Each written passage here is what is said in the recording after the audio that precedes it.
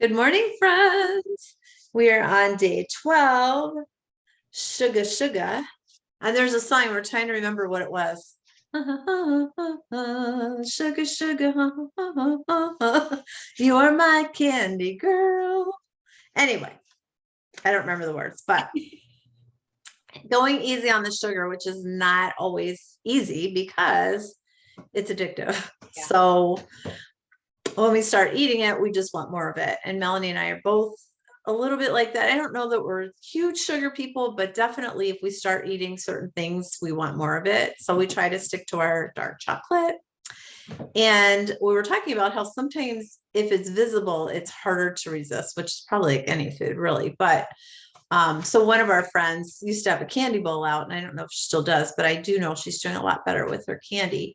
And then, you just tend to pick at it. Or our mom was on a cruise where there was a plate of chocolate chip cookies out all the time, which friends, I mean, come on. So every time you passed it, there was this temptation to take a cookie. And she was pretty good. She made a little rule for herself that she could have a cookie, but only twice a day. So she really limited herself, and give her a lot of credit. She also has a candy dish at her home out that she doesn't pick at, which that's pretty amazing. But anyway, but one of her friends who was on the cruise with her was eating every time she went by, and she was really sick by the end of the cruise. And then, it's not a fun way to spend a vacation. It's never a fun way to spend any kind of time. But sugar is very addictive, and we just have to know that. And so we talk about pairing it with a protein because it kind of stabilizes that sugar rush. There are all kinds of little things you can do, but anyway, yeah. And we have another friend who swapped her candy bowl for a bowl of fruit. So she keeps that visible. And so when she wants a snack, like that's what's in her face. Yeah, I give mom a lot of credit because that chocolate, that bowl of chocolate that sits out at her house, I couldn't be as disciplined as she is. She knows she gets 2 after dinner. She leaves it there the rest of the day. And I'm like, wow. Yeah. Yeah, my mother-in-law used to make chocolate chip cookies.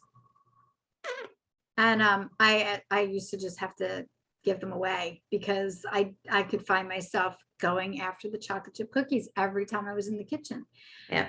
So yeah. So I don't think of myself as eating a lot of sugar, but I also don't keep it visible. Like I have my chocolates that I allow at the end of the day, and it's a piece. So I still have my chocolate fix every day, but I think if it was in front of me like that all the time, or if it was cookies, because they were fresh baked chocolate cookies. Best. Yep. Yeah. So I was finally like, I can't have them around.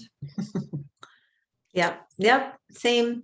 Yeah. So, but like we said, one of our friends keeps fruit in her bowl now. So she's passing by her bowl, but she's picking at fruit maybe, which is awesome.